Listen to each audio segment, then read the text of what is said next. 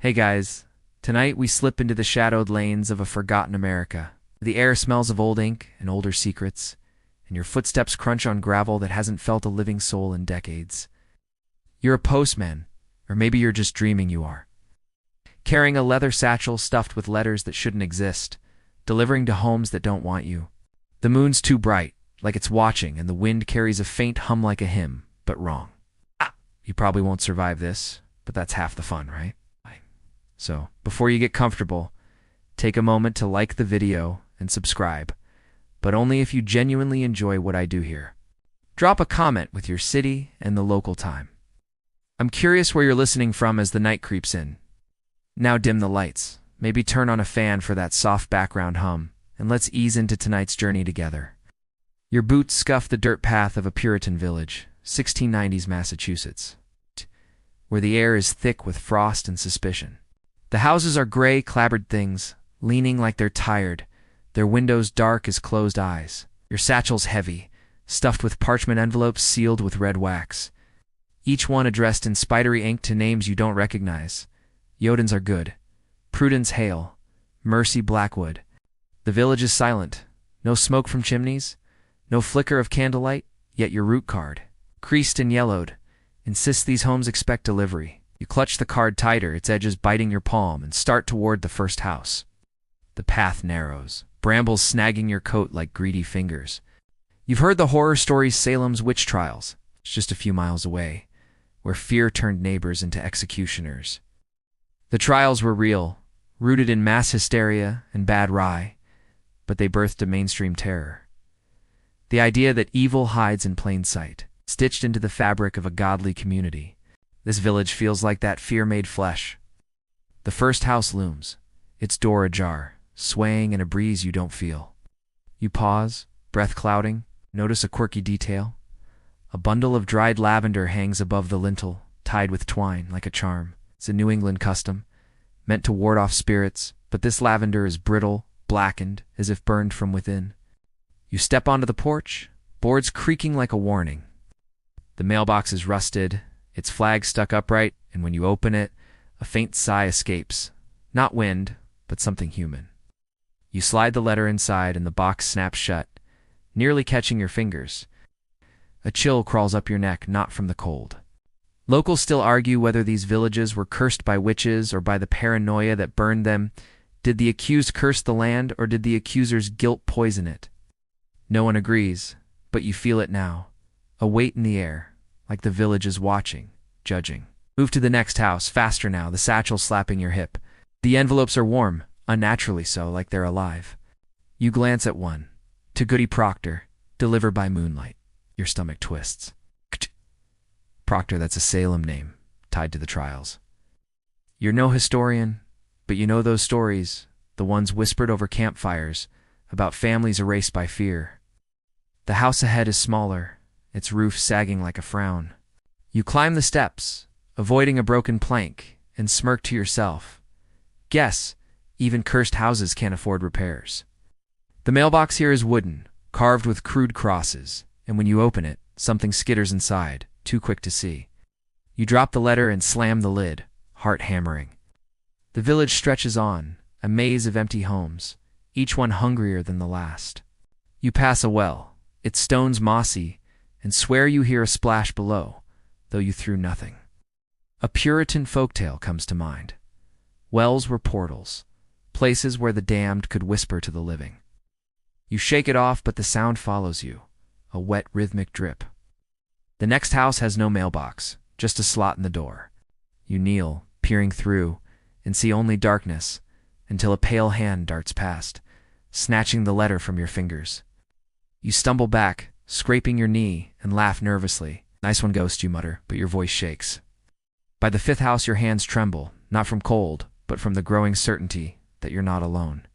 The envelopes are heavier now, or maybe it's your imagination, but they pulse faintly like heartbeats. You notice another regional quirk, a single iron nail driven into the doorframe, a colonial ward against hexes. It's bent, as if struck by something angry. You deliver the letter, but the mailbox groans, a low animal sound, and you back away, nearly tripping. The debate over these curses feels alive here. Did the villagers' fear summon something? Or was it always waiting, older than their god? The path loops back toward the village center, but the houses seem different now. Closer, their shadows sharper. You pass a gnarled oak, its branches clawing the sky, and spot a child's shoe dangling from a limb, swaying. Your throat tightens. Joke bubbles up, desperate. What? No, lost and found in hell. But it doesn't help. The satchel's almost empty, but the last envelope is thick, sealed with a symbol you don't recognize, circle with jagged lines like teeth. The final house is the minister's, its steeple-like roof piercing the sky. You climb the steps, each one louder than the last, and reach for the mailbox. Before you touch it, the door creaks open, revealing nothing but a void. The letter slips from your hand, floating inside, and the door slams shut. You stand there, frozen, the village holding its breath. The satchel's empty, but your work isn't done. The route card, still in your pocket, feels heavier, like it's grown. You pull it out, and new addresses are scrawled across it, leading deeper into the dark. The moon watches, unblinking, as you take your first step toward the next delivery. The village's hymn rising behind you, soft and wrong. You stumble from the Puritan village, the minister's door still echoing in your ears, and find yourself on a new path, this one winding through the dense, misty hollows of Appalachia. The air is damp, heavy with the scent of wet earth and pine, and your boots sink into mud that clings like it's alive. The satchel swings at your side, refilled somehow, its leather creaking with every step. The route card, now crumpled in your fist, lists addresses in a scrawl you can barely read, names, like Cora Vance and Elijah Creek. Tied to homes that shouldn't exist in these hills. The trees lean close, their branches knitting a canopy that blocks the stars. And somewhere deep in the hollow, a low hum rises, not quite human, not quite wind. You're in the heart of Appalachian folklore now, where stories of haints and boogers, local terms for restless spirits, have haunted these mountains for centuries. One mainstream horror fact: the Mothman, a winged creature sighted in West Virginia, said to herald disaster.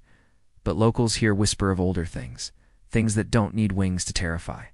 The first house appears through the fog, a sagging cabin with a tin roof rusted to lace. Its porch is littered with broken mason jars, their glass glinting like teeth. You notice a quirky regional detail. A single corncob, painted red, hangs from the eaves, an old mountain charm to keep spirits at bay. It's split down the middle, as if bitten. You climb the porch, each step groaning under your weight, and eye the mailbox, a dented metal box nailed to the wall. The hum is louder here, vibrating in your chest. And when you open the mailbox, a faint breath of cold air brushes your knuckles. You slip the letter inside, addressed to Widow Hazel, and the box snaps shut with a clang that echoes too long. A chill prickles your scalp. Locals still argue whether these hollows were cursed by Cherokee spirits angered by settlers or by the settlers, own sins, moonshine feuds, and blood-soaked land. The hum feels like an answer, but not one you want. The path pulls you deeper, the fog thickening until you can barely see your own hands. The next house is half swallowed by kudzu, its windows boarded but leaking a faint greenish glow. You pause, clutching an envelope marked to the hollow's keeper. Your stomach lurches. Nobody names their kid that. You force a laugh, muttering, "What's next?" A letter to Bigfoot's cousin. But the humor feels thin, like the fog. The mailbox is ancient, its hinges screaming as you open it. And something shifts inside, a shadow, maybe, or just your eyes playing tricks. You drop the letter and back away, the glow from the windows pulsing now in time with the hum. Every house feels hungrier than the last, their doors cracked open, their chimneys exhaling wisps of smoke that smell like charred bone. You pass a creek, its water black and still, reflecting a moon that isn't there. An Appalachian folktale warns of will-o-wisps, lights that lead travelers to their doom, and you swear you see one now, a flickering orb bobbing across the water. You keep moving, though your legs ache, and the satchel's weight drags at your shoulder. The next address is scrawled in red, to the boy who never left. The house is small, its roof caved in, and a child's tricycle lies overturned in the yard, one wheel spinning slowly. You freeze, heart thudding. "Kid's got better wheels than me," you whisper, but the joke lands flat, drowned by the hum. The mailbox here is different, painted with faded flowers like a child's art project. You open it, and a faint giggle drifts out, high and wrong. The letter slips from your fingers, and the box slams shut, the sound ricocheting through the hollow. You stumble back, tripping over a root. And notice another regional quirk. A bundle of sage smolders on the porch, its smoke curling upward like a question mark. It's a mountain tradition, meant to cleanse evil, but this sage smells sour, like it's burning backward. The debate over these spirits lingers. Did the land itself birth these haints, or did the people's suffering call them forth? You don't know, but you feel it, the hollow watching, its hum now a chorus. The path twists, leading to a clearing where the fog parts, revealing a cluster of homes, all empty, all waiting. Their mailboxes gleam in the dark, flags raised, as if they've been expecting you. You deliver letter after letter, each one heavier, each mailbox colder. One house has a door carved with strange symbols, circles within circles, like eyes. You hesitate, but the root card burns in your pocket, urging you on. The letter for this house is sealed with a wax stamp shaped like a crow's foot. And when you slide it into the slot, something brushes your wrist, soft and clammy. You jerk back, swearing, and force another joke. Guess I'm not on their Christmas list. But your voice cracks. By the final house, the hum is deafening, a vibration that rattles your teeth. The cabin is ancient, its walls blackened, as if fire touched, and its mailbox is a gaping maw. No lid, just darkness. The last letter is addressed to you. Your breath catches, but you can't stop. The satchel tugs you forward like it's alive. You drop the letter into the void, and the hum stops, sudden and absolute, leaving only silence. The fog closes in, thicker now, and the root card in your pocket feels different, heavier. You pull it out, hands shaking, and see new addresses, scrawled in something that looks like blood, leading you out of the hollow and into a new nightmare. You turn, the path stretching into the dark, and take your first step, the satchel swinging. The house is behind you, humming softly, waiting for your return. You emerge from the Appalachian hollow, the hum fading like a bad dream. But the weight of the satchel pulls you onward, its leather creaking under a fresh load of letters. The path shifts beneath your boots, dirt giving way to trampled grass. And the air grows sharp with the temps of gunpowder and blood.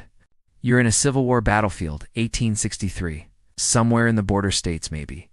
Tennessee or Kentucky, where the ground is scarred from cannon fire, and the trees are splintered like broken bones. Sky is bruised, heavy with clouds, and your root card, now smudged with mud.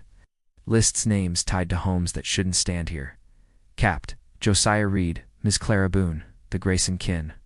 The houses are scattered across the field, their windows dark, their porches sagging like they've seen too much death. You grip the satchel tighter, each step sinking into earth that feels too soft, too alive. Civil War ghost stories are a staple of American horror. With battlefields like Gettysburg and Shiloh said to harbor restless soldiers who dante know they re-dead, these tales, born from real carnage, carry a weight that lingers in the soil. The first house looms ahead, a farmhouse with bullet holes pocking its walls, its chimney toppled like a fallen soldier. You notice a quirky regional detail. A tin cup, dented and rusted, hangs from a nail by the door, soldier's relic meant to share water with passers-by. It's filled with something dark, not water, and it drips slowly, staining the porch. You climb the steps, the wood creaking underfoot, and face the mailboxer, crude box hammered from barrel staves.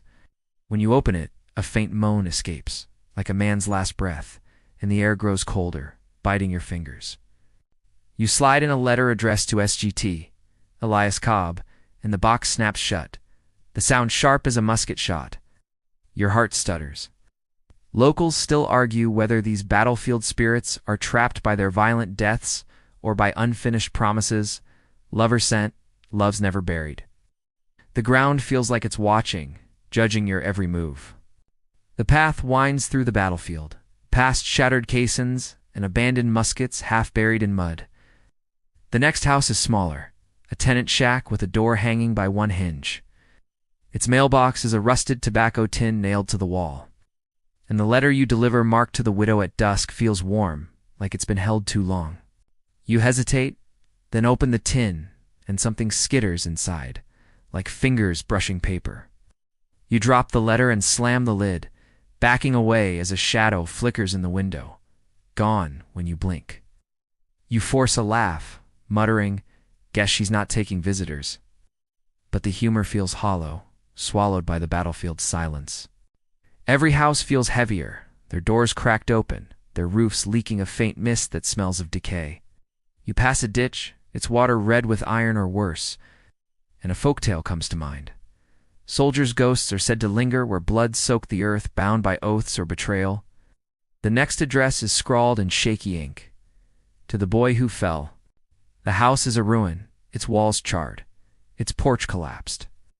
A child's slingshot lies in the grass, its rubber brittle, and you swear it twitches as you pass. The mailbox is a splintered crate, and when you open it, a low whistle drifts out, like a tune half remembered. You deliver the letter, your hand shaking, and the crate groans shut, the sound echoing across the field. The battlefield stretches on, a maze of empty homes and broken earth. You notice another regional quirk? A single horseshoe, bent and blackened, nailed above a doorway. A border state charm to ward off death. It's upside down, its luck spilled out. The debate over these ghosts persists. Did the war's brutality trap them, or did their own regrets chain them here? You feel it now, the weight of their eyes, unseen but close. The next house has no mailbox, just a slot in the door. You kneel, peering through, and see a pair of boots, still laced, standing alone in the dark. You slide the letter through, and something drags it inward, slow and deliberate. You scramble back, heart pounding, and mutter, "Nice trick, buddy, save it for Halloween." But your voice cracks. By the seventh house, the air is thick with the stench of rot, and the satchel's letters feel alive, pulsing faintly. The farmhouse ahead is intact, almost too perfect, its windows glowing with a sickly yellow light. The mailbox is polished brass, out of place among the ruins, and when you open it, a voice whispers your name, soft and clear. You drop the letter addressed to the last man standing, and the box slams shut, the light in the windows winking out. You stumble away, tripping over a bayonet half buried in the dirt. A desperate joke surfaces. What? No 5-star rating for delivery? But it doesn't help. The route card burns in your pocket, heavier now, and you pull it out to find new addresses, scrawled in ink that smells of copper, leading deeper into the battlefield. The final house stands alone, its roof peaked like a church, its door carved with a single word, absolution. The mailbox is a gaping hole in the wall, no lid, just darkness. The last letter is thick, sealed with a wax stamp shaped like a bullet, and addressed to you. Your breath catches, but the satchel tugs you forward, insistent. You drop the letter into the void, and the ground trembles, a low rumble like distant cannon fire. The silence that follows is worse, absolute, and suffocating. The route card shifts in your pocket. You know without looking that it's changed again, pulling you toward a new delivery, a new nightmare. Somewhere beyond the battlefield's edge, you turn, the path stretching into the dusk, and take your first step, the satchel swinging. The houses behind you whispering softly, waiting for your return. You leave the battlefield's echoes behind, the rumble of unseen cannons fading as the path twists under your boots, slick with dew and something thicker like molasses. The air shifts, heavy with jasmine and decay, and you're in the deep south sometime after the Civil War. Maybe the 1880s, where sprawling plantations rot under a merciless sun. The satchel sways at your hip, stuffed again with letters inked in a script that curls like vines, dressed to names like Miss Evangeline Dubois and K.L. Thaddeus Wren. The route card, now brittle as old bone, points you to homes scattered across this haunted land, their columns cracked, their windows veiled in dust. The cicadas scream, a relentless drone, and every shadow feels like it's reaching for you. The Deep South is a cradle of American horror, where ghost stories like the tale of the Bell Witch, who tormented a Tennessee family, blend real history with supernatural dread. These legends, rooted in slavery's scars and forbidden rituals, whisper of debts unpaid. The first house rises ahead, a once-grand mansion with ivy choking its walls, its porch sagging like a broken spine. You notice a quirky regional detail, a bottle tree in the yard, its blue and green glass glinting, a Gola tradition meant to trap evil spirits. Half the bottles are shattered, their shards sparkling like fresh blood, You climb the steps, the wood soft with rot. Face the mailbox, a rotter box shaped like a raven, its beak rusted shut. Pry it open, and a sour gust of air escapes, smelling of mildew and something sweeter, like rotting fruit. You slide in a letter from Madame Celeste, and the beak snaps closed, grazing your fingers. A shiver crawls up your spine. Locals still argue whether these plantations are haunted by enslaved souls or the guilt of their masters. Did vengeful spirits curse the land, or did the owner's sins summon something darker? The cicada's drone feels like a warning, urging you to move on. The path weaves through overgrown fields, past rusted shackles half buried in the dirt. The next house is smaller, a overseer's cottage with a door painted red, faded to a sickly pink. Its mailbox is a tin box nailed to a post, and the letter you deliver, marked to the keeper of keys, feels heavy, like it's made of lead. You open the tin, and a faint rattle echoes inside, like bones shifting. You drop the letter and slam the lid, backing away as a curtain twitches in the window, revealing nothing but darkness. You force a laugh, muttering, "Guess they're not big on welcome mats." But the humor sinks, swallowed by the heat and the cicada's wail. Every house feels more alive, their doors creaking open, their chimneys leaking a faint smoke that smells of ash and sorrow. You pass a swamp, its water black and still, where a folktale whispers of hags, witches who ride sleepers' chests and steal their breath. You swear you see ripples on the surface, though no wind stirs. The next address is scrawled in looping ink, to the girl who sang. The house is a ruin, its roof caved in, its porch strewn with broken banjo strings. A child's rag doll lies in the grass, one eye missing, and you swear it blinks as you pass. The mailbox is a splintered crate, and when you open it, a soft hum drifts out, like a lullaby gone wrong. You deliver the letter, your hands trembling, and the crate slams shut, the sound echoing through the swamp.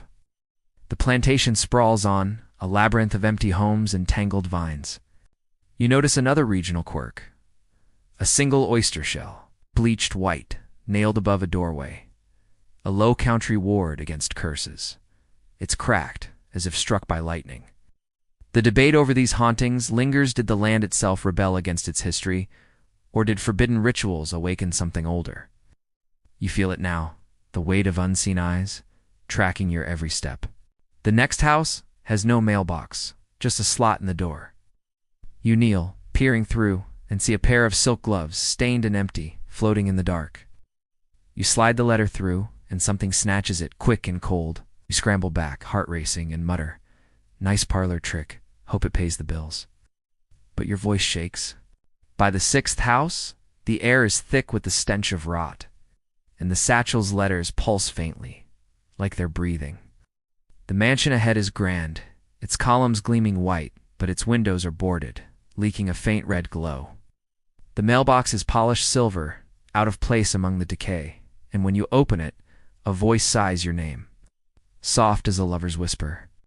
You drop the letter dressed to the last air, and the box slams shut.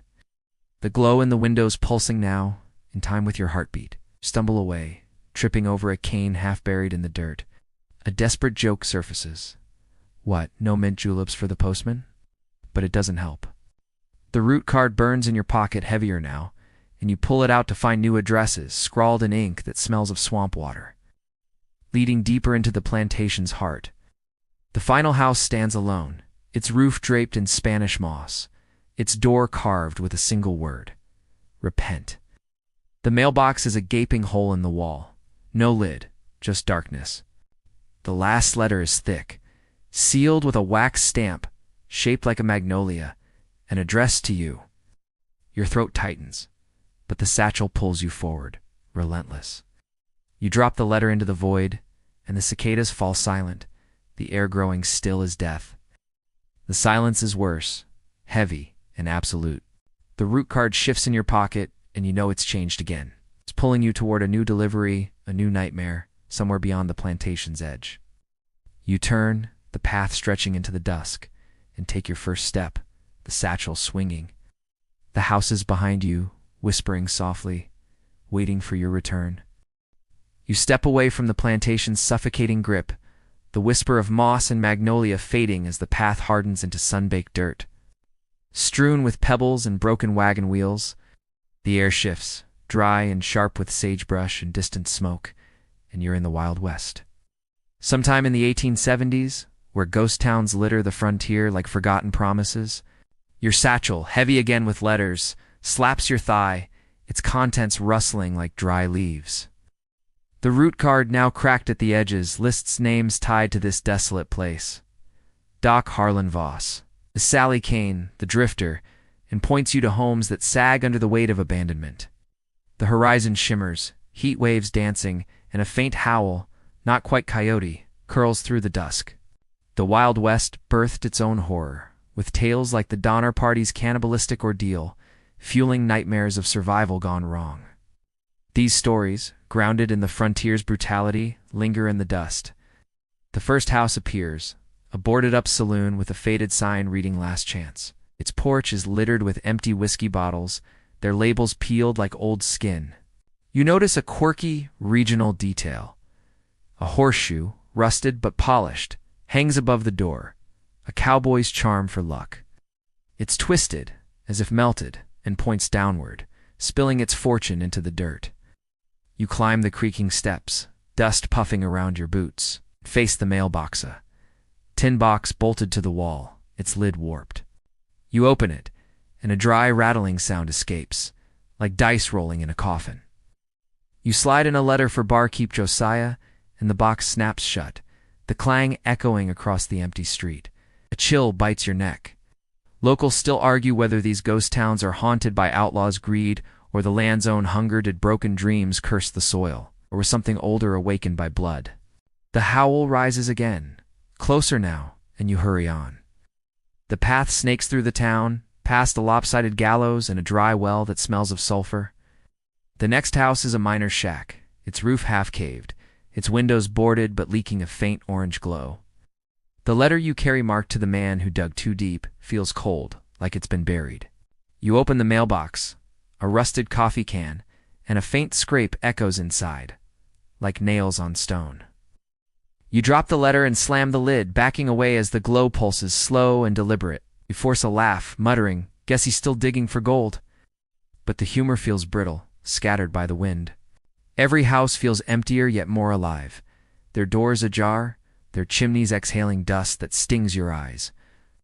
You pass a corral, its fence broken, where a folktale whispers of skinwalkers. Shape-shifting spirits said to stalk the frontier, drawn by betrayal. You swear you see a shadow dart across the posts, too tall, too thin. The next address is scrawled in jagged ink.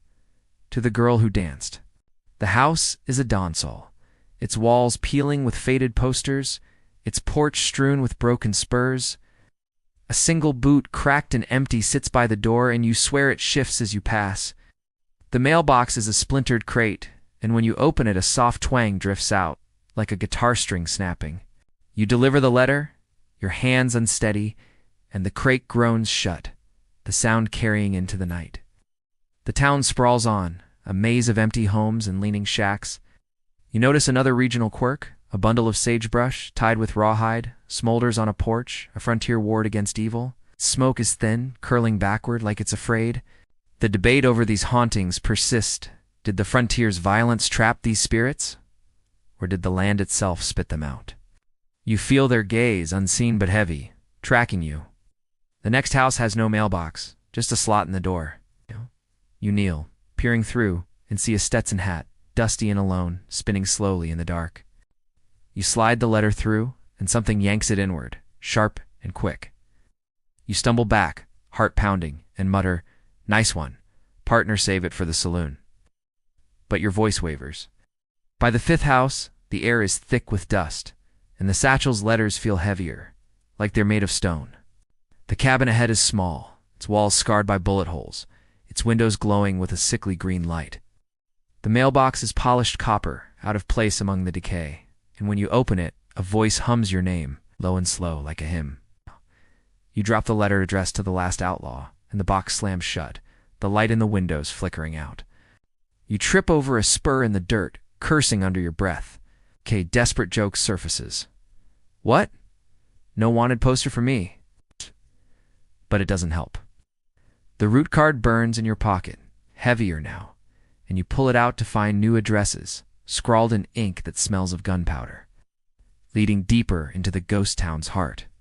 The final house stands alone, its roof sharp as a blade, its door carved with a single word, reckoning. The mailbox is a gaping hole in the wall, no lid, just darkness. The last letter is thick, sealed with a wax stamp shaped like a noose, and addressed to you. Your chest tightens, but the satchel drags you forward, unyielding. You drop the letter into the void, and the howl stops, the silence sudden and absolute, like the world holding its breath. Ah! The root card shifts in your pocket, and you know it's changed again, pulling you toward a new delivery, a new nightmare, somewhere beyond the town's crumbling edge. You turn, the path stretching into the starless night, and take your first step. The satchel swinging, the houses behind you creaking softly, waiting for your return.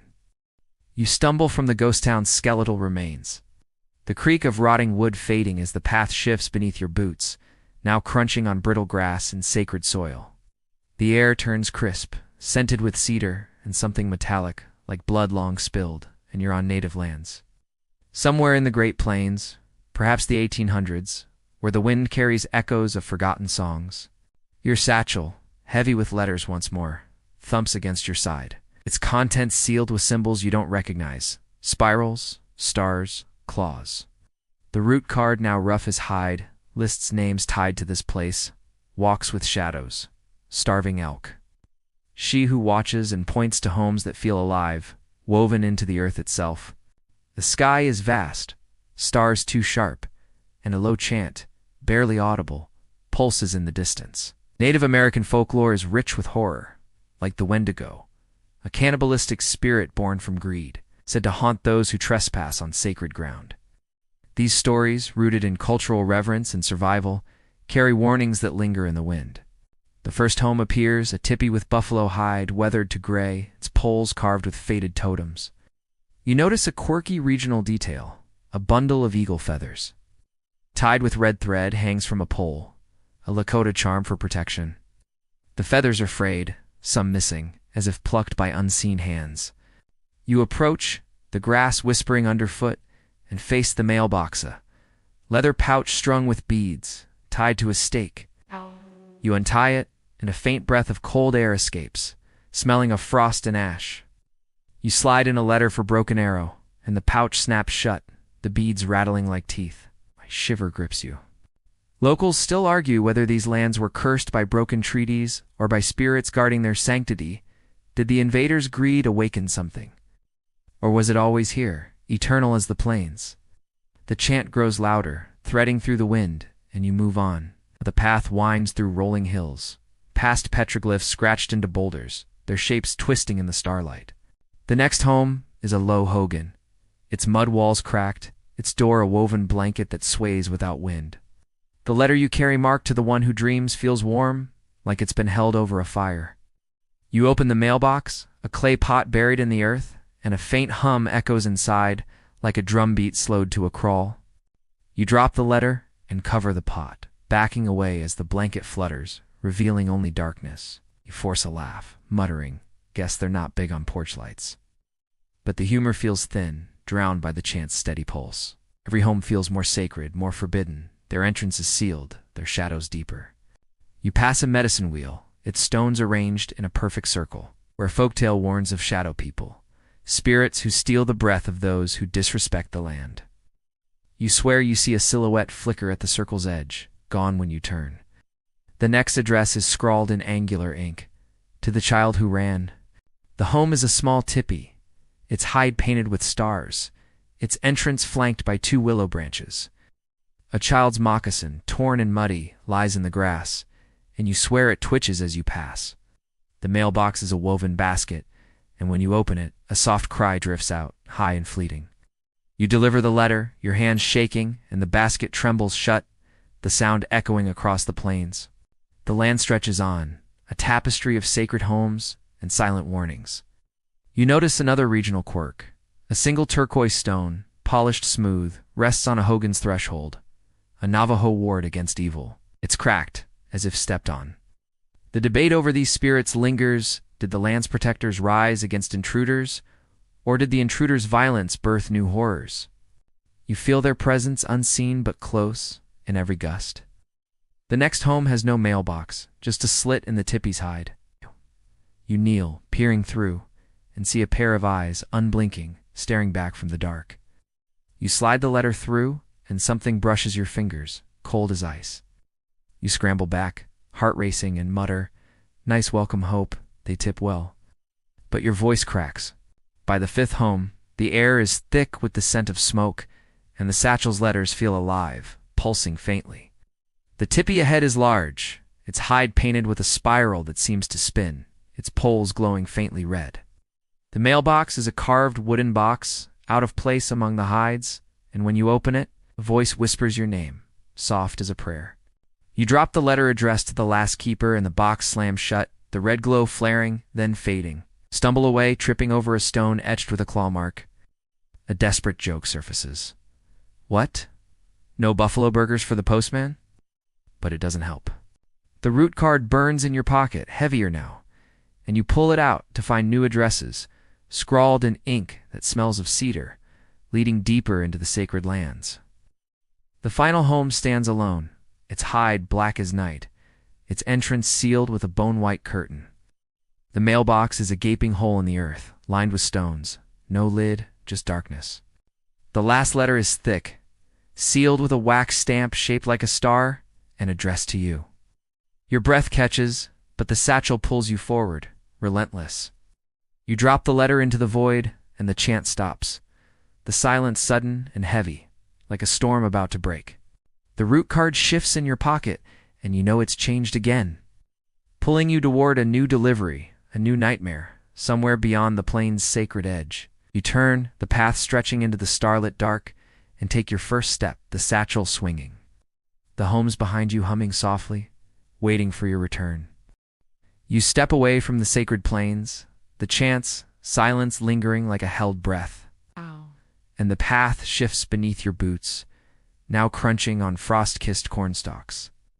The air grows heavy with the scent of damp earth and faint mildew, and you're in the Midwest, maybe Iowa or Illinois.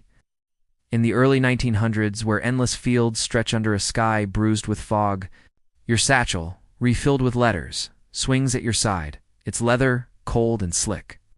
The route card, now soft as if soaked, lists names tied to this lonely place: Hiram Gale, Leela Voss, the widow Crane, and points to farmhouses scattered across the mist, their silhouettes hunched like mourners.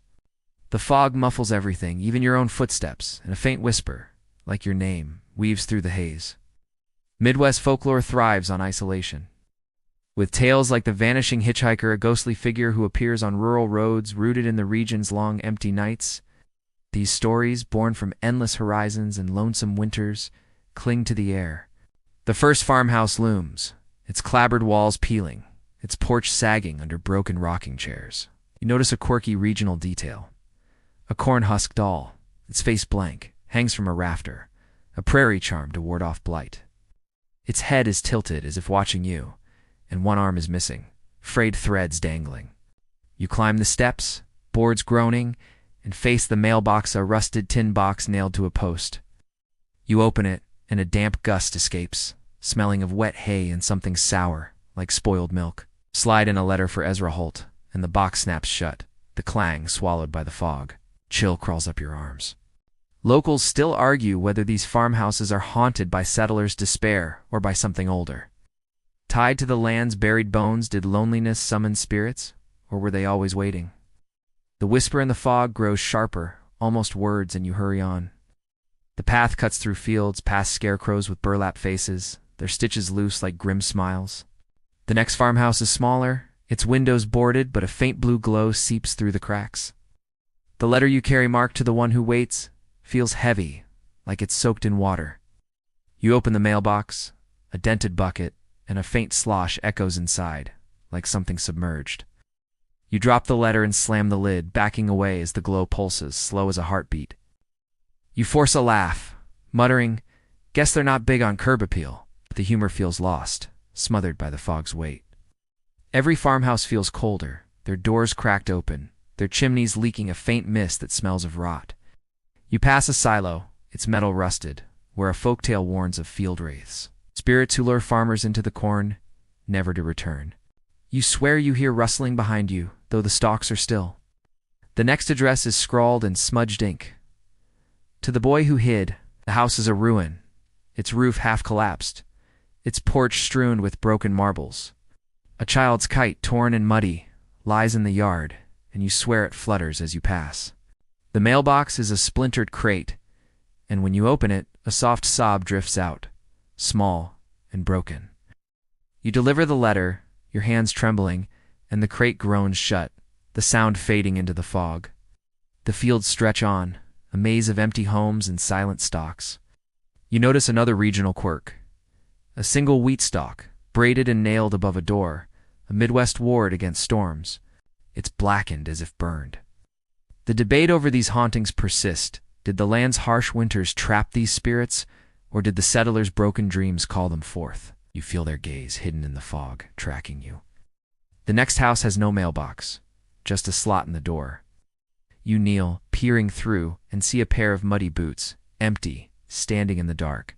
You slide the letter through, and something drags it inward, slow and wet.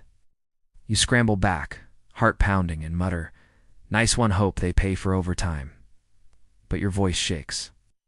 By the sixth farmhouse, the air is thick with damp, and the satchel's letters feel alive, damp and pulsing. The house ahead is large, its walls gray with mold, its windows glowing with a sickly yellow light. The mailbox is polished brass, out of place among the decay, and when you open it, a voice sighs your name, soft and mournful. You drop the letter addressed to the last harvest, and the box slams shut, the light in the windows flickering out. You stumble away, tripping over a rake half buried in the dirt. A desperate joke surfaces. What? No apple pie for the postman? But it doesn't help. The route card burns in your pocket, heavier now, and you pull it out to find new addresses, scrawled in ink that smells of mud, leading deeper into the fog-choked fields. The final farmhouse stands alone, its roof sharp as a scythe, its door carved with a single word, yield. The mailbox is a gaping hole in the wall, no lid, just darkness.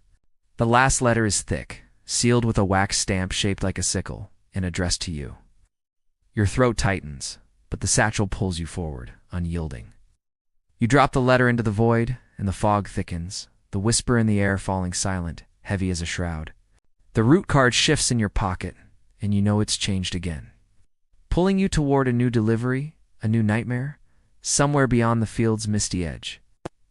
You turn, the path vanishing into the fog, and take your first step, the satchel swinging. The farmhouse is behind you, creaking softly, waiting for your return. You slip from the Midwest's fog-drenched fields. The creak of distant farmhouses fading as the path shifts beneath your boots, now crunching on salt-streaked cobblestones. The air turns briny, laced with seaweed and old wood, and you're in a New England coastal town, maybe. Maine or Massachusetts in the late 1800s, where the sea gnaws at the cliffs and the houses huddle against the wind. Your satchel, heavy with letters again, swings at your side, its leather damp and cold.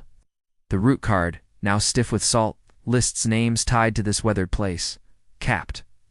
Ezra Shaw, Widow Abigail Frost, the lightkeeper's kin, and points to homes perched along the rocky shore. Their windows dark, their shingles peeling like flayed skin.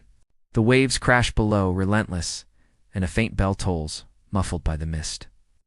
New England's horror is legendary, with tales like the Headless Horseman or the real-life Lizzie Borden murders weaving fear into its rocky soul.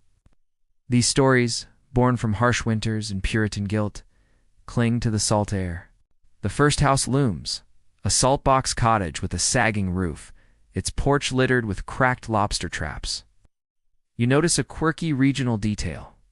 A single clamshell, painted with a cross, hangs above the door. A Yankee charm to ward off sea spirits. It's chipped, as if gnawed, and glistens wetly despite the dry air. You climb the steps, the wood slick with spray, and face the mailbox, a rusted tin box bolted to the wall. You open it, and a cold, fishy gust escapes, carrying a faint moan like a sailor's last cry. You slide in a letter from Mateo Crane, and the box snaps shut, the clang echoing over the cliffs. Shiver grips you. Locals still argue whether these coastal haunts stem from shipwrecks, restless dead, or curses cast by forgotten witches did. The sea claimed these souls, or did the town's secrets bind them? Bell tolls again, closer, and you press on. The path twists along the shore, past gnarled driftwood and nets tangled like spider webs. The next house is a fisherman's shack, its walls warped, its windows leaking a faint green glow. The letter you carry marked to the one who sailed feels heavy, like it's soaked in seawater. You open the mailbox, a dented bucket, and a faint splash echoes inside, like something diving deep. You drop the letter and slam the lid, backing away as the glow pulses slow and tidal. You force a laugh, muttering, "Guess they're not big on lighthouses." But the humor feels drowned, swallowed by the sea's roar. Every house feels saltier, their doors ajar, their chimneys exhaling a faint mist that smells of brine and decay. You pass a jetty, its stones slick with algae, where a folktale warns of sea hags, sirens who lure sailors to rocky graves. You swear you see a shadow slip beneath the waves, too human, too quick. The next address is scrawled in smudged ink, to the girl who drowned. The house is a widow's walk, its roof crowned with a rusted weather vane, its porch strewn with broken oars. A child's hairpin, bent and rusty, lies in the sand, and you swear it shifts as you pass. The mailbox is a splintered crate, and when you open it, a soft gurgle drifts out, like bubbles rising. You deliver the letter, your hands trembling, and the crate groans shut, the sound lost in the surf. The town stretches on, a maze of empty homes and weathered docks. You notice another regional quirk. A bundle of dried kelp, tied with twine, smolders on a porch, a coastal ward against storms. Its smoke is thin, curling inward, like it's hiding. The debate over these hauntings lingers. Did the sea's wrath trap these spirits, or did the town's buried sins call them forth? You feel their gaze, hidden in the mist, tracking you. The next house has no mailbox, just a slot in the door. You kneel, peering through, and see a pair of wet boots empty, dripping in the dark. You slide the letter through, and something drags it inward, slow and sodden. You scramble back, heart racing, and mutter, "Nice trick, hope they dry off soon," but your voice cracks. By the sixth house, the air is thick with salt, and the satchel's letters feel alive, damp and pulsing. The cottage ahead is tall, its walls blackened by storms, its windows glowing with a sickly blue light. The mailbox is polished copper, out of place among the decay, and when you open it, a voice whispers your name, soft as a tide. You drop the letter addressed to the last mariner, and the box slams shut, the light in the windows winking out. You stumble away, tripping over a coil of rope half buried in the sand. A desperate joke surfaces. What? No clam chowder for the postman? But it doesn't help. The route card burns in your pocket, heavier now, and you pull it out to find new addresses, scrawled in ink that smells of seaweed, leading deeper into the town's misty heart. The final house stands alone, its roof sharp as a gaff, its door carved with a single word, "Tide." The mailbox is a gaping hole in the wall, no lid, just darkness. The last letter is thick, sealed with a wax stamp shaped like an anchor and addressed to you. Your chest tightens, but the satchel pulls you forward, relentless. You drop the letter into the void, and the bell stops. The silence sudden and absolute, like the sea holding its breath. The route card shifts in your pocket, and you know it's changed again, pulling you toward a new delivery, a new nightmare, somewhere beyond the coast's jagged edge.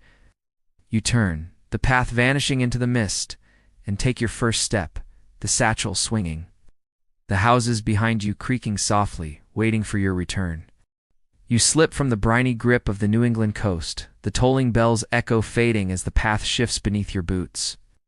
Now scuffing on cracked asphalt littered with cigarette butts and broken glass, the air grows thick with the temps of oil and stale beer.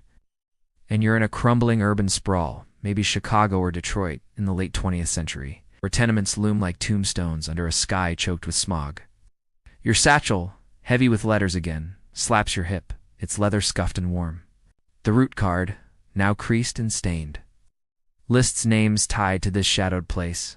Vinnie Knuckles Rousseau, Mama Lorraine, the night clerk, and points to apartments stacked in a haunted tenement, their windows flickering with neon buzz.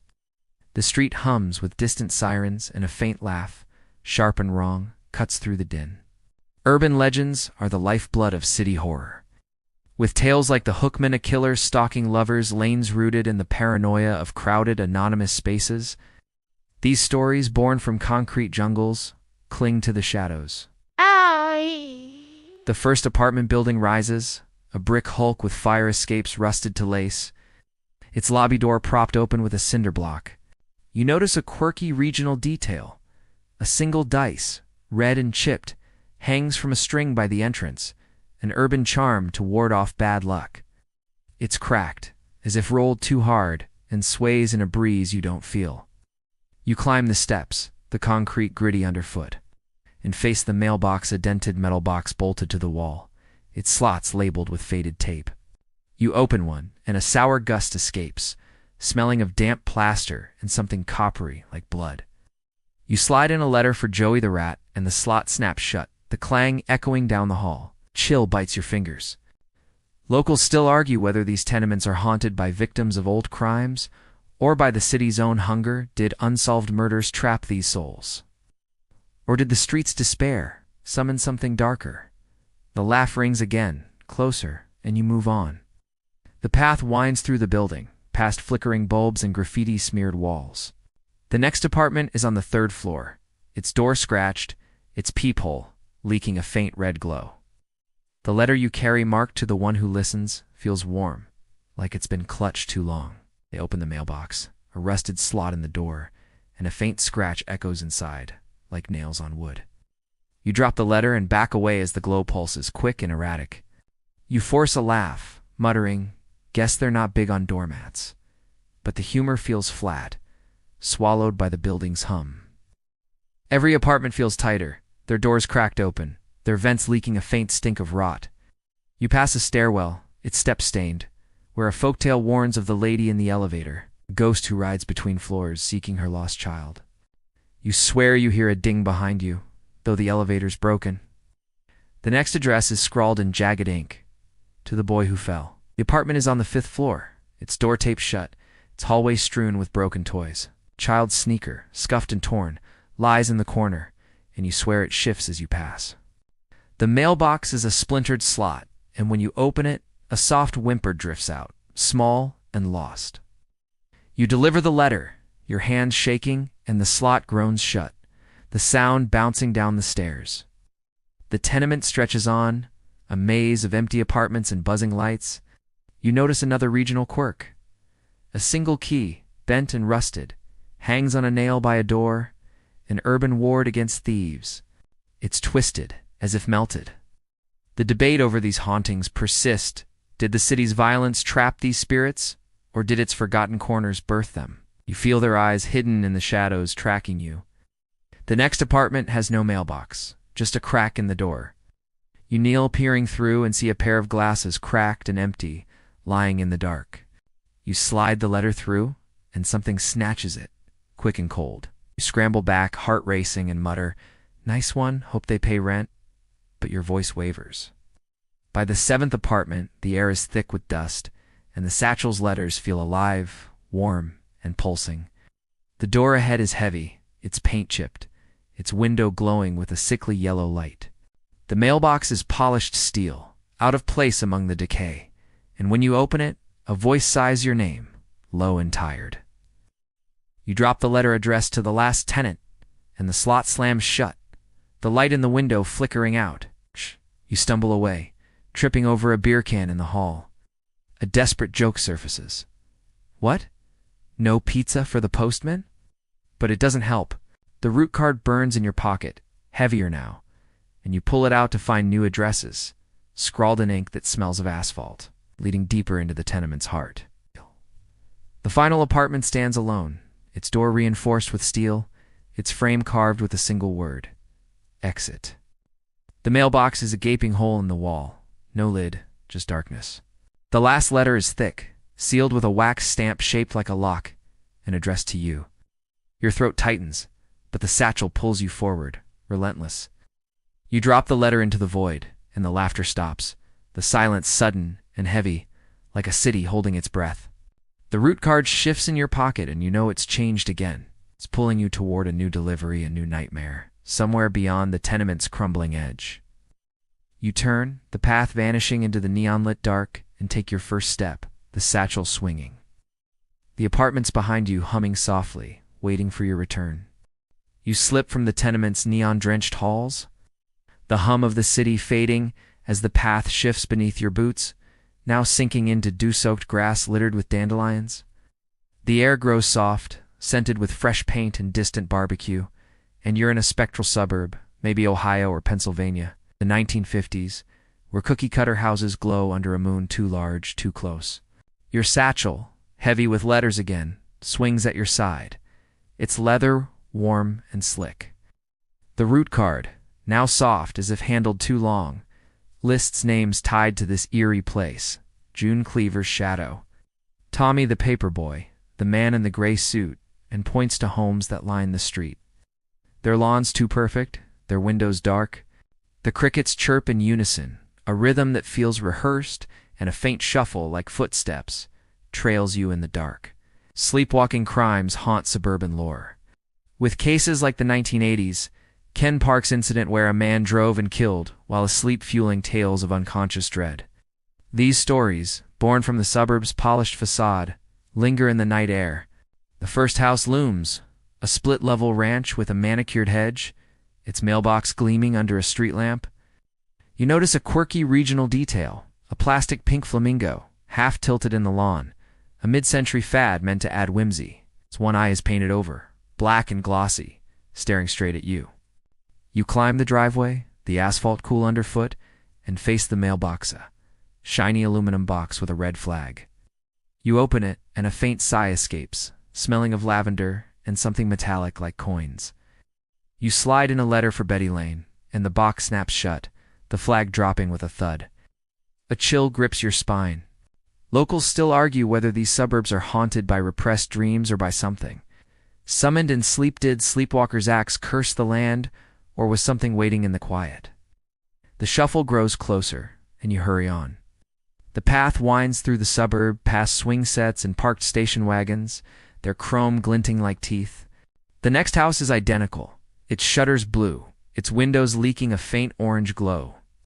The letter you carry marked to the one who wanders feels warm, like it's been held all night. You open the mailbox, a polished slot, and a faint creak echoes inside, like a door opening. You drop the letter and back away as the glow pulses, slow and dreamlike. You force a laugh, muttering, "Guess they're not big on welcome signs." But the humor feels thin, lost in the cricket's drone. Every house feels too still, their doors cracked open, their chimneys exhaling a faint mist that smells of wax and regret. You pass a cul-de-sac, its pavement chalked with hopscotch grids, where a folktale warns of the sleepwalker's bride, a ghost who roams suburbs, seeking her lost groom. Swear you see a shadow glide across the street, too smooth, too silent. The next address is scrawled in loopy ink, to the boy who dreamed. The house is a bungalow, its porch strewn with broken roller skates. A child's yo-yo, tangled and still, lies in the grass, and you swear it spins as you pass. The mailbox is a plastic slot, and when you open it, a soft hum drifts out, like a lullaby gone sour. You deliver the letter, your hands trembling, and the slot grown shut, the sound swallowed by the night. The suburb stretches on, a maze of empty homes and manicured lawns. You notice another regional quirk, a single garden gnome, chipped and faded, stands by a door, a suburban ward against mischief. Its smile is cracked too wide. The debate over these hauntings persists. Did the suburb's perfect veneer trap these spirits, or did their residents' hidden fears birth them? You feel their gaze, hidden in the dark, tracking you. The next house has no mailbox, just a slot in the door. You kneel, peering through, and see a pair of slippers, empty, standing in the dark. You slide the letter through, and something drags it inward, slow and soft. You scramble back, heart racing, and mutter, "Nice trick. Hope they mow the lawn." But your voice shakes. By the sixth house, the air is thick with sweetness, and the satchel's letters feel alive, warm, and pulsing. The house ahead is pristine, its siding white, its windows glowing with a sickly green light. The mailbox is polished chrome, out of place among the pastel decor, and when you open it, a voice whispers your name, soft as a dream. You drop the letter addressed to the last sleeper, and the box slams shut, the light in the windows flickering out. You stumble away, tripping over a tricycle in the driveway. Desperate joke surfaces. What? No milk and cookies for the postman? The route card burns in your pocket, heavier now, and you pull it out to find new addresses, scrawled in ink that smells of perfume. Leading deeper into the suburb's heart, the final house stands alone, its roof sharp as a memory, its door painted with a single word, awake. The mailbox is a gaping hole in the wall, no lid, just darkness. The last letter is thick, sealed with a wax stamp shaped like a crescent moon, and addressed to you. Your chest tightens, but the satchel pulls you forward, relentless. You drop the letter into the void, and the crickets stop, the silence sudden and absolute like a dream collapsing. The route card shifts in your pocket, and you know it's changed again. It's pulling you toward a new delivery, a new nightmare, somewhere beyond the suburb's polished edge. You turn, the path vanishing into the moonlit dark, and take your first step, the satchel swinging. The houses behind you humming softly, waiting for your return. You step away from the suburb's eerie glow, the hum of perfect lawns fading as the path shifts beneath your boots. Now crunching on sun-scorched sand dotted with brittle sage, the air turns dry, heavy with creosote and a faint whiff of decay, and you're in a California desert. Maybe the 1970s where abandoned shacks bake under a relentless sun. Your satchel, heavy with letters again, swings at your side, its leather cracked and warm. The route card, now brittle as parchment, lists names tied to this desolate place: Sister Mara, Brother Dust, the Prophet's Child, and points to homes scattered across the dunes, their walls warped, their windows boarded. The wind howls, carrying a faint chant, like voices raised in fevered prayer. Desert cults fuel California's horror lore, with real-life nightmares like the Manson family casting long shadows over tales of charismatic leaders and lost souls. These stories, rooted in the era's free-love decay, linger in the heat. The first home appears, a sagging trailer with a cross painted on its side, its porch littered with broken candles. You notice a quirky regional detail. A single cactus, carved with initials, stands by the door, a desert ward for loyalty. Spines are blackened, as if burned, and it leans toward you. You climb the rickety steps, sand gritting underfoot, and face the mailbox, a rusted tin box nailed to the wall. You open it, and a hot, sour gust escapes, smelling of wax and something sweeter, like rotting fruit. You slide in a letter for Elder Silas, and the box snaps shut, the clang swallowed by the wind. A chill bites your neck. Locals still argue whether these desert haunts stem from cultic rituals or the land.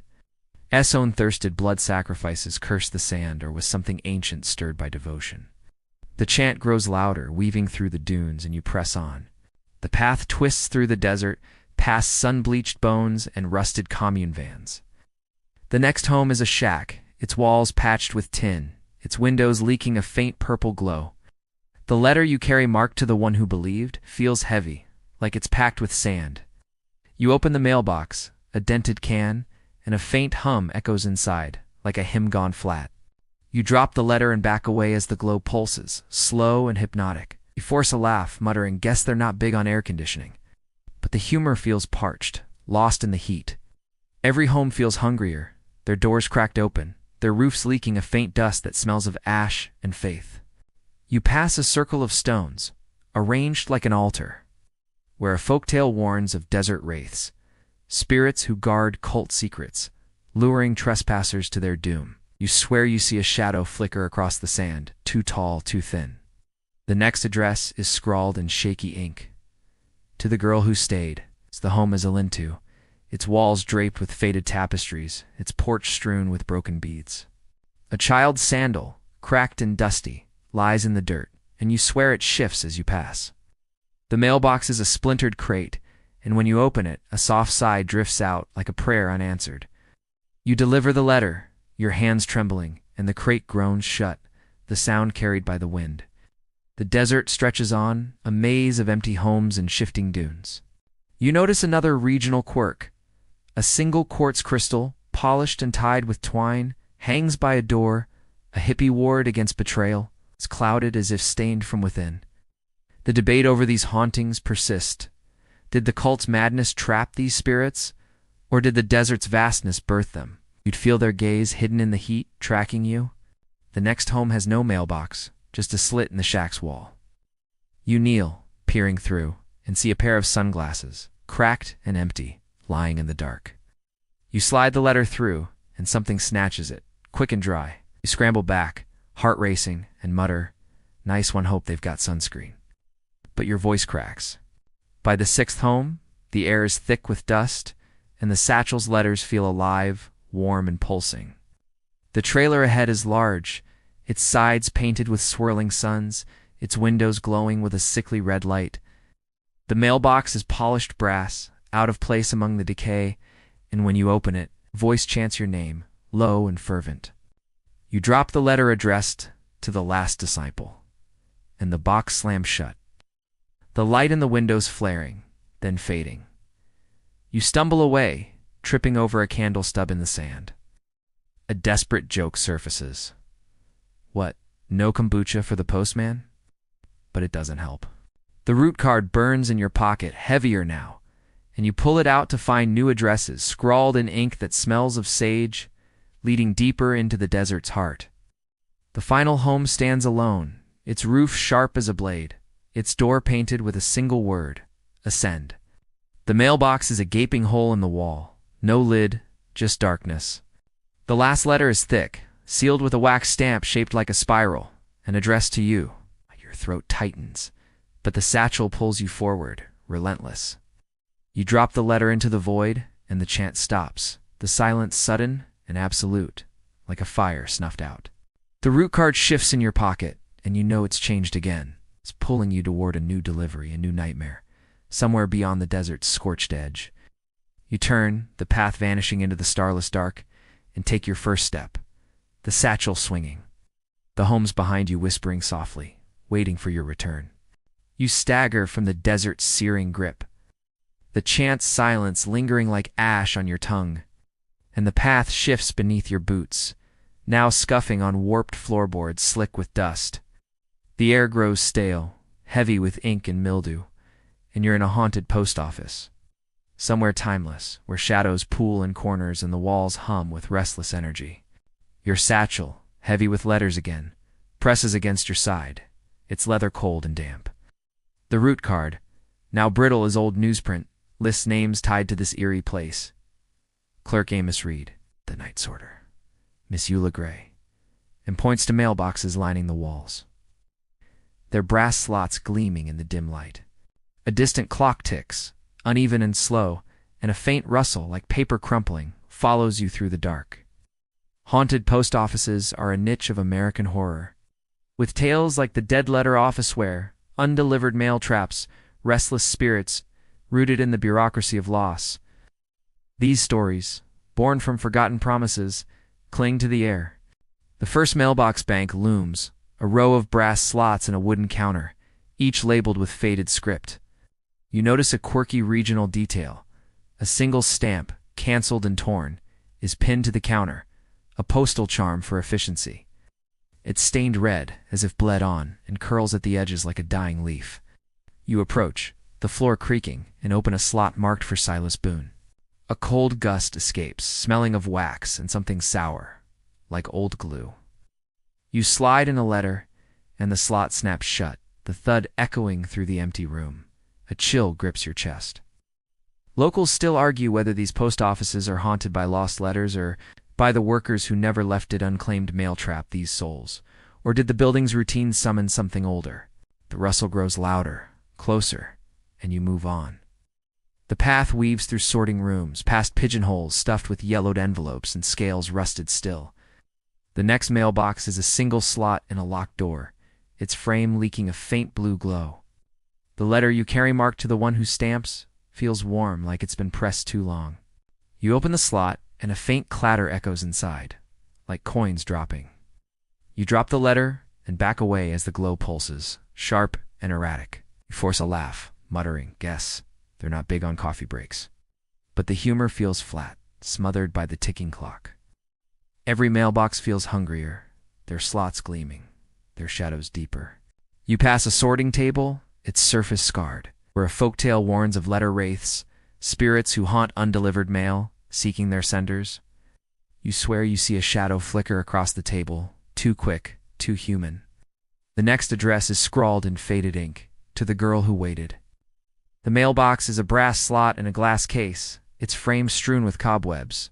A child's hairpin, bent and dusty, lies nearby, and you swear it twitches as you pass. You open the slot, and a soft sigh drifts out like a name forgotten. You deliver the letter, your hands trembling, and the slot groans shut, the sound bouncing off the walls. The post office stretches on, a maze of empty counters and locked doors. You notice another regional quirk. A single quill, its feather broken, rests on a desk, a clerk's ward against errors. It's blackened as if dipped in ash. The debate over these hauntings persist. Did the weight of undelivered words trap these spirits, or did the building's endless rhythm birth them? You feel their gaze hidden in the dark, tracking you. The next mailbox is a slot in a rusted safe. You kneel, peering through, and see a pair of spectacles, empty, glinting in the dark. You slide the letter through, and something drags it inward, slow and deliberate. You scramble back, heart racing, and mutter, "Nice one, Hope. They've got good postage." But your voice shakes. By the sixth mailbox, the air is thick with dust, and the satchel's letters feel alive, pulsing faintly. The slot ahead is large, set in a marble wall, its frame glowing with a sickly green light. The mailbox is polished silver, out of place among the decay, and when you open it, a voice whispers your name, soft as a stamp's lick. You drop the letter addressed to the last carrier, and the slot slams shut, the light in the wall flickering out. You stumble away, tripping over a mailbag in the dark. A desperate joke surfaces. What, no express delivery for me? But it doesn't help. The route card burns in your pocket heavier now, and you pull it out to find new addresses. Scrawled in ink that smells of inkwells, leading deeper into the post office's heart. The final mailbox stands alone, set in a door carved with a single word. Return. The slot is a gaping hole, no lid, just darkness. The last letter is thick, sealed with a wax stamp, shaped like a key, and addressed to you. Your throat tightens, but the satchel pulls you forward, relentless. You drop the letter into the void, and the clock stops. The silence sudden and absolute, like a letter never sent. The route card shifts in your pocket, and you know it's changed again, pulling you toward a new delivery, a new nightmare, somewhere beyond the post office's shadowed edge. You turn, the path vanishing into the dim light, and take your first step, the satchel swinging. The mailbox is behind you, humming softly, waiting for your return. You slip from the post office's stifling shadows, the hum of restless mailboxes fading as the path shifts beneath your boots. Now sinking into loose gravel streaked with weeds, the air grows thin, sharp with ozone and distant rain, and you're on a road to nowhere. Maybe the Great Plains or the Southwest, in an undefined era where time feels unmoored. Your satchel, heavy with letters again, drags at your side, its leather scarred and warm. Ow! The route card, now frayed 2 threads, lists names that feel like echoes: Drifter John Doe, Lost Mary, the Nameless, and points to no homes. Only a vanishing point where the road dissolves into haze. The sky churns, clouds twisting like faces, and a faint hum like static buzzes in your ears. Unsolved vanishings fuel American horror. With cases like the 1971 D.B. Cooper hijacking, where a man parachuted into legend spawning tales of people erased by the land itself, these stories rooted in mystery cling to the empty spaces. The road stretches unbroken, but you spot a signpost, rusted and leaning, its letters illegible. You notice a quirky regional detail. A single bottle cap, nailed to the post, glints in the dim light, a transient's charm for safe passage. It's dented, as if struck, and spins slowly without wind. You pause, gravel crunching, and check the satchel. The first letter is for Wanderer Kate, but there's no mailbox, only a pile of stones by the road. You kneel, prying them apart, and a cold gust escapes, smelling of dust and something acrid like burnt rubber. You tuck the letter between the stones, and they shift, sealing it shut with a grind. A chill grips your spine. Locals still argue whether these roads are cursed by those who vanished, or by the land as hunger did the missing leave ghosts, or did the earth swallow them whole.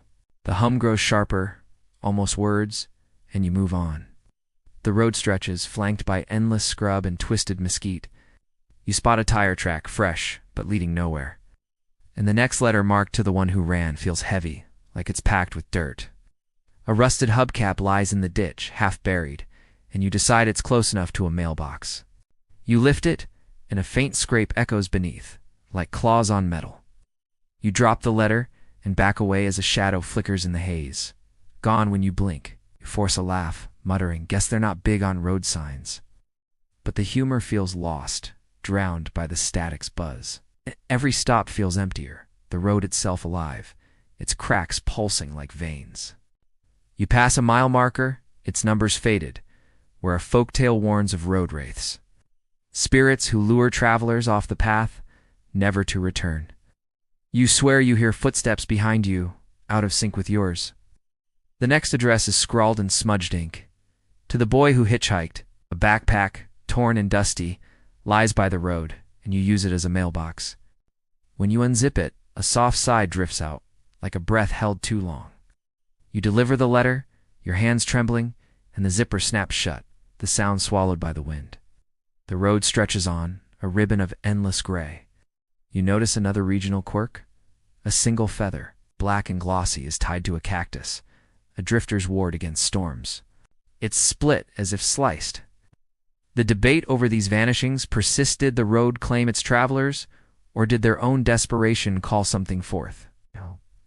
You feel their gaze, hidden in the haze, tracking you. The next letter has no mailbox, just a crack in the asphalt.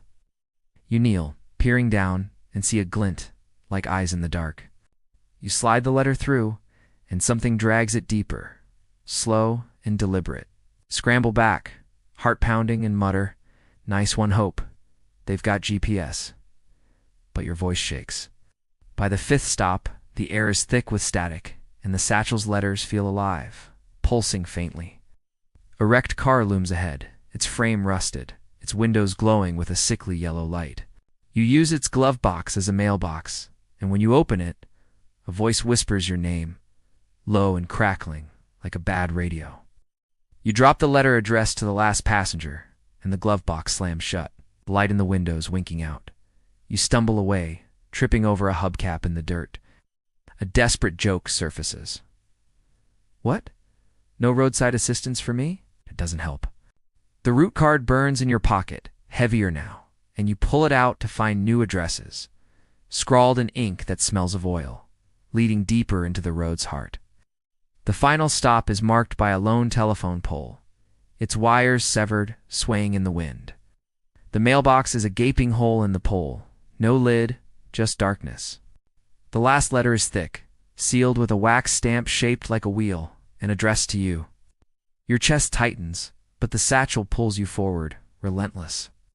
You drop the letter into the void, and the static stops, the silence sudden and absolute, like a signal cut off. The route card shifts in your pocket, and you know it's changed again.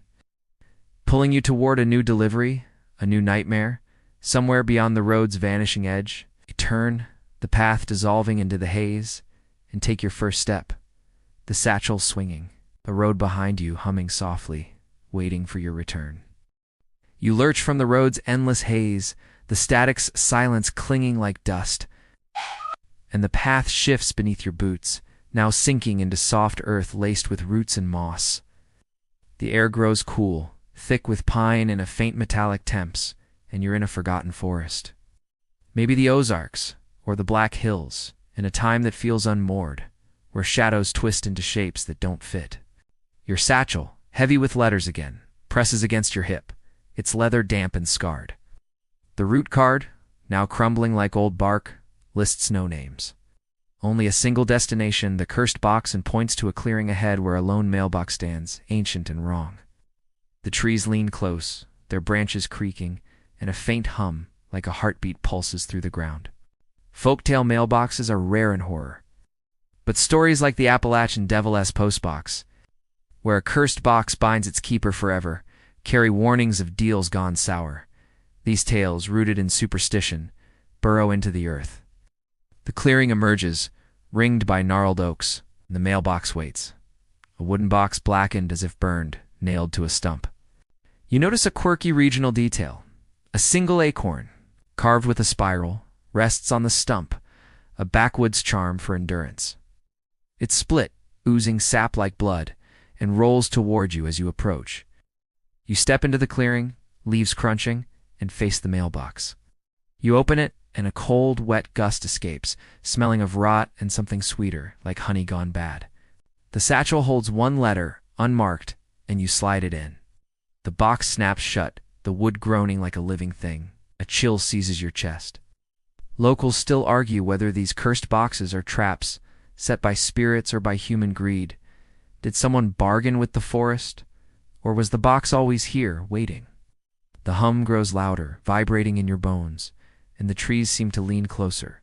The path vanishes, the clearing your only world now. You check the satchel, but it's empty yet heavier, as if filled with secrets. The next letter marked to the keeper of oaths appears in your hand, unbidden. You open the mailbox again, and a faint scratch echoes inside, like roots shifting. You drop the letter and back away as the stump trembles, its bark splitting. You force a laugh, muttering, "Guess they're not big on recycling," and the humor feels hollow, swallowed by the forest's pulse. The clearing feels alive, the ground soft, like it's breathing. You spot a ring of mushrooms, their caps glowing faintly, where folktale warns of forest binds, objects that chain souls to the earth, never letting go. You swear you see a shadow coil within the ring, too fluid, too wrong. The next letter is scrawled in jagged ink. To the one who promised, no other mailbox exists. So you return to the cursed box. When you open it, a soft moan drifts out, like a voice trapped in wood. You deliver the letter, your hands shaking, and the box groans shut, the stump shuddering, sap leaking like tears.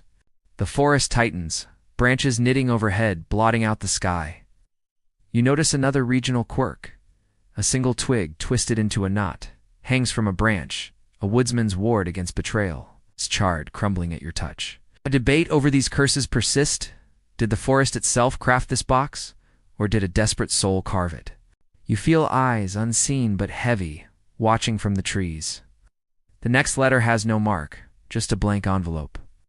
You open the box, peering inside, and see a glint, like teeth in the dark. You slide the letter in, and something snatches it, quick and cold. You stumble back, heart pounding, and mutter, "Nice trick, Hope. They've got a good lawyer." But your voice cracks. By the fifth letter, the air is thick with sap, and the satchel feels alive, its weight crushing. The mailbox glows faintly, its wood pulsing with a sickly green light. You open it, and a voice hums your name, low and ancient, like roots speaking. You drop the letter addressed to the eternal postman, and the box slams shut, the light flaring, then fading. You trip over a root sprawling in the dirt. A desperate joke surfaces. "What, no forest ranger for me?" The root card, now a scrap in your pocket, burns hotter, and you pull it out to find one final address. Scrawled in ink that smells of moss, pointing back to the cursed box. The clearing shrinks, the trees closing in, the stump now towering, the mailbox a gaping maw. The last letter is thick, sealed with a wax stamp, shaped like a root, and addressed to you. Your throat tightens, but the satchel drags you forward, unyielding. You drop the letter into the void and the hum stops. The silence sudden and absolute, like the forest holding its breath. The root card crumbles in your pocket, but you feel its weight still, pulling you toward one last delivery, one final nightmare. Somewhere beyond the clearing's cursed edge, you turn the path reforming under the trees, and take your first step, the satchel swinging. The mailbox behind you humming softly, waiting for your return. You stumble from the forest's suffocating grasp. The cursed mailbox's hum fading as the path shifts beneath your boots, now crunching on ash and shattered glass. The air grows thick, heavy with smoke and a faint sour temps like fear itself. You're nowhere and everywhere, a place where time frays, where the empty homes you visited, Puritan villages, Appalachian hollows, battlefields, plantations, ghost towns, sacred lands, farmlands, coasts, cities, suburbs, deserts, post offices, and roads converge into a single, endless street. Your satchel, impossibly heavy, clings to your side, its leather pulsing faintly. The route card, now a tattered shred, bears one name, the true master. It points to a house at the street's end, a looming structure that shifts with every glance, part steeple, part saloon, part trailer, part tippy. The sky is wrong, a swirling void, and a low drone, like all the whispers you've heard, rises from the ground. American horror often centers on unseen forces, like the Blair Witch. A presence that manipulates without showing its face, rooted in the terror of the unknown. This house feels like that fear incarnate. You approach, the street stretching, the other homes lining it, their mailboxes glinting like eyes. You notice a quirky regional detail. A single key, rusted and bent, hangs from the house's eaves. A universal charm for unlocking truths. It's melted, dripping like wax, and sways as if alive. You climb the porch, each step a different texture wood. Stone, sand, metal groaning underfoot. The mailbox is a monstrosity, forged from every box you've seen.